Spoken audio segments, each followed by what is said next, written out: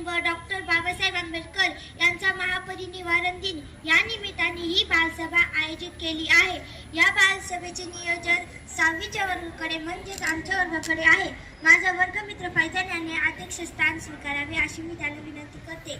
शाळेचे मुख्याध्यापक व सर्व शिक्षक आजच्या कार्यक्रमाचे अध्यक्ष यांनी मंचावर स्थानापन्न व्हावा अशी मी त्यांना विनंती करते।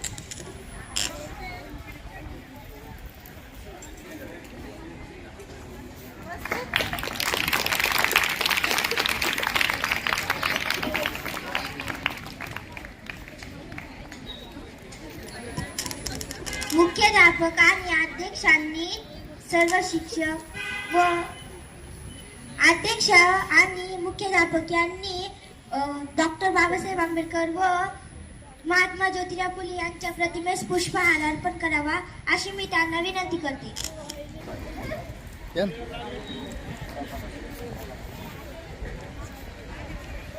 फोटो करा।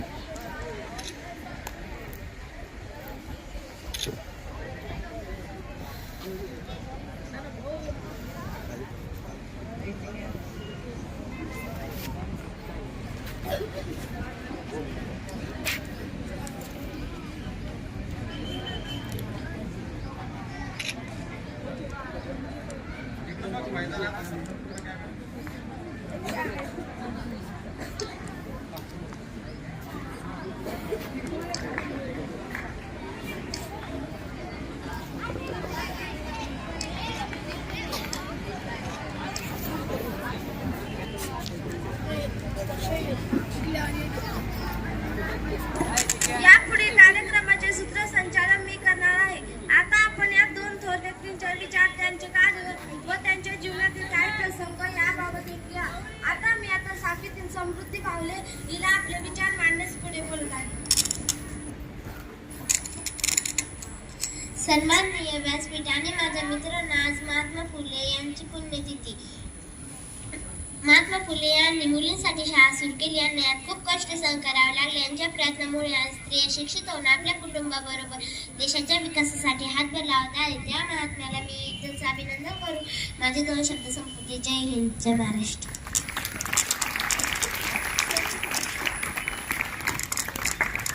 धन्यवाद समृद्धी। यानंतर मी आता 7वीतील धनश्री आपले विचार मांडण्यास पुढे बोलत आहे। नमस्कार, माझे नाव धनश्री अशोक लुबाणे। आज मी तुम्हाला डॉक्टर बाबासाहेब आंबेडकर यांच्याविषयी माहिती सांगणार आहे।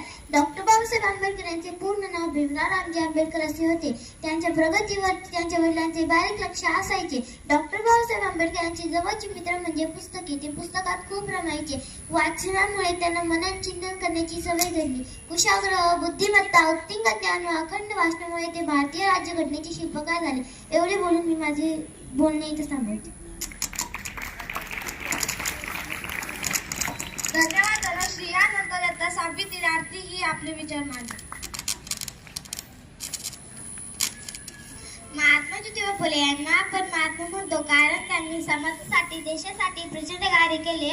सत्यशोधक समाजाची स्थापना केली, विधवा विवाहास प्रोत्साहन दिले, अनाथालय काढली, सर्वांनी शिकावं या चळवळीने अहोरात्र झटले।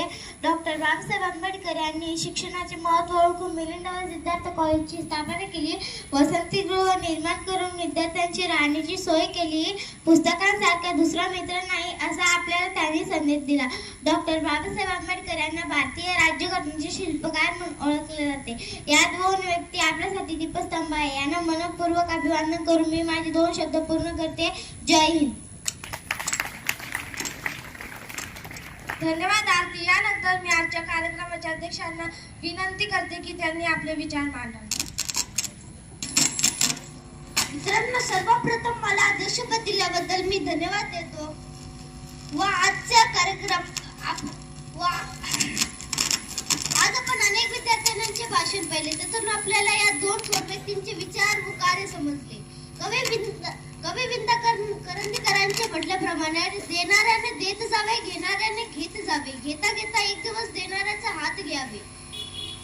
डॉक्टर बाबासाहेब आंबेडकर व महात्मा फुले यांच्या त्यागातून, कार्यातून व त्यांची सेवेतून प्रेरित होऊन आपण या शिक्षणाची गंगा घरोघरी पोहोचवण्याचा प्रयत्न करू. आपल्या परिसरातला एकही विद्यार्थी शाळेबाहेर राहणार नाही अशी आपण प्रयत्न करणे हेच आपल्याकडून त्यांना एक खरे अभिवादन असेल. असे बोलून मी थांबतो. जय हिंद.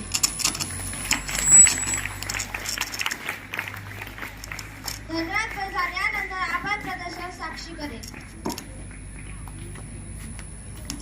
आज आमच्या वर्गाच्या या बालसभेला मुख्याध्यापक सर्व शिक्षक उपस्थित राहिले त्याबद्दल मी त्यांचे आभार मानते. तसेच आमचे मराठीचे शिक्षक श्री वाडुले सर यांनी आम्हाला मोलाचे मार्गदर्शन केले. या कार्यक्रमाचे अध्यक्ष फैजान व तसेच भाग घेणारे सर्व विद्यार्थ्यांचे मी आभार मानते. हा कार्यक्रम संपला असे जाहीर करते.